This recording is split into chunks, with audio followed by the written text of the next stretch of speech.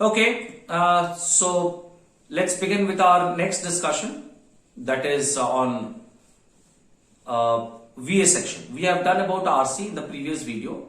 We have discussed on the countdown to the CAT and what all preparations you should be doing for the RC for the verbal section. Now let's discuss about the VA section, the verbal ability section, and you will be getting around if there are not 18 questions as we expect in the RC section, then there will be 6 more questions which will be there in the VA section. And in that there will be 3 different types of questions. They will be, first will be the parajumbles, and then odd parajumbles and the summary type question. And this has been the pattern for the last few years, might be 5-7 years. This has been the pattern. And in the parajumbles, you get this, you have to type in the answer, so they will be known as a theta questions. And then odd parajumbles also you have to type in the answers. And in summary type questions, you will be you will have options which you have to select. Now in parajumbles, you will have around 5 sentences, and in these 5 sentences you will, so in parajumbles, where it will be the theta type of questions, there you will have to type in the answers, and then you will have no negative marking. And when it comes to summary type questions, you will have negative marking. So in parajumbles, you will have to identify the mandatory pairs, and that is how you solve this parajumble questions. In my previous videos also I have mentioned about parajumbles and how do you identify mandatory pairs. So that also I have told you. I have given some 8-9 points by which you will be able to easily identify the mandatory pairs. Now एक दो मैं अभी बताता हूँ, let me share some of those with you. First, it is always the idea, the flow of the idea will be always from general to specific. यानी अगर if you are given a paragraph where we are talking about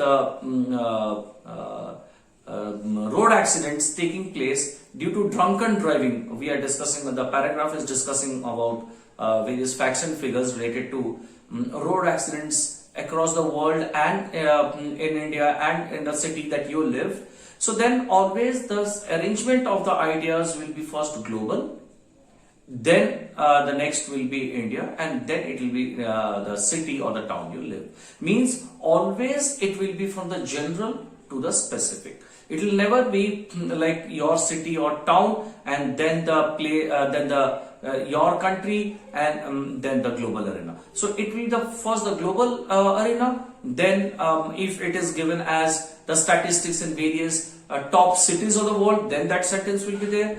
And after that, if it is given about say about your country, then the different cities in your country, then that sentence will be there, and then finally your city will be given. So that is the sequence arrangement from the general to specific. It will be there. Okay, and then you will that is the first cue, and the second one is where it will be the flow of the ideas would be from proper noun to pronoun. Suppose there are sentences where there is a proper noun. Say there is a name as Harish in sentence B, A, B, C, D, E. Anywhere I find a name Harish, and also in that same in those options I find somewhere he is written. A pronoun has been given or a part name of that person. Suppose a person's name and a part name. Say Harish say Singh. So Mr. Singh has been mentioned. So obviously the arrangement will be first Harish Singh, the name, full name will be introduced in the paragraph, in the sequence, and then there will be the part name and the pronoun. It cannot be the other way. First the pronoun and then the part name, or then the proper noun. It will not be there. It will always be the full name and then the part name and or the pronoun will be there. So that is one hint which you can keep in mind. Then set of correlating words. Say suppose there is a particular word which has been mentioned in sentence A, and I find the same word there in sentence C or sentence D, or I find. So there is a very high chance that sentence C or D and A will form a mandatory pair. It can be as AC, or it can be CA, whatever, but they will form there's a very high chance of them forming a mandatory pair. Now when it comes to the difference between MCQ and non-MCQ questions, students ask me, sir, do we practice MCQ or non-MCQ? And what are the chances of my getting an MCQ question right? I said it's as good as a non-MCQ, I'm sorry.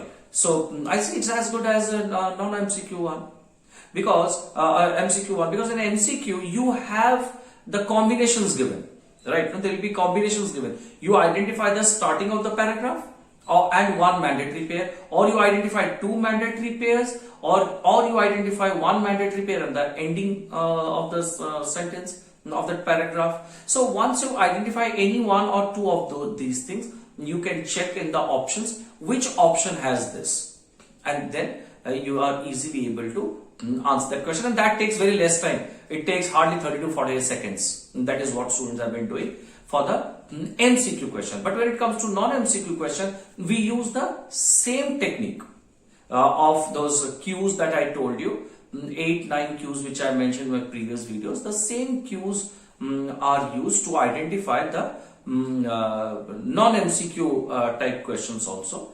We try to identify the pairs. In this case, in the previous case in MCQ, we just had to identify one or two mandatory pairs. But here, you have to identify all the mandatory pairs.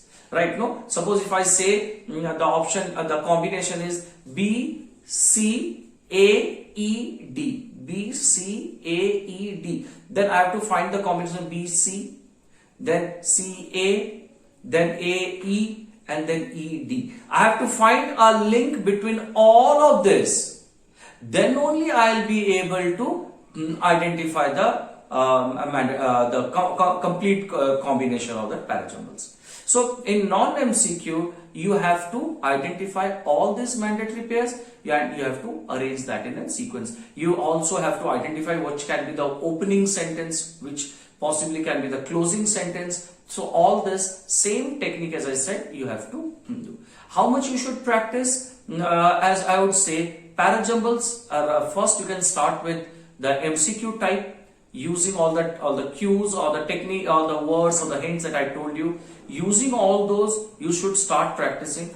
At least try practicing 5 per day, and in the next 15-20 days you might be able to do something around say 50 or 100 MCQ type parajumbles you do. And once you get into the groove, when you fall into the groove and you understand how to identify these mandatory pairs, how to find the link between these sentences, then you can start practicing the non-MCQ questions.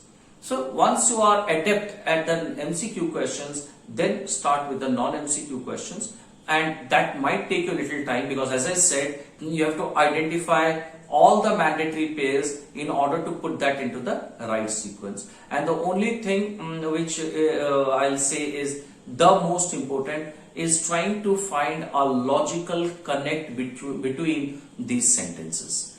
I mean, the one that keeps on following, what is the logical connect between these sentences? That is going to be the key thing. Try to identify that, and that will be of immense help.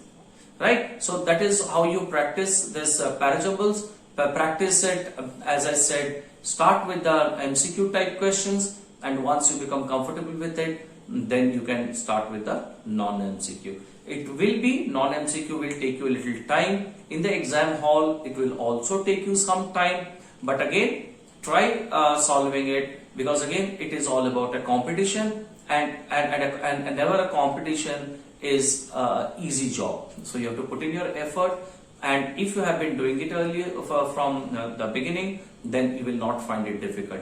VA or the verbal ability section will never be difficult in the CAT exams, and I'm telling you on the basis of the experience of attempting CAT exams year after year. Right? So in the next video, we'll talk about the summary type questions, and we'll talk about the odd parajumbles. Fine?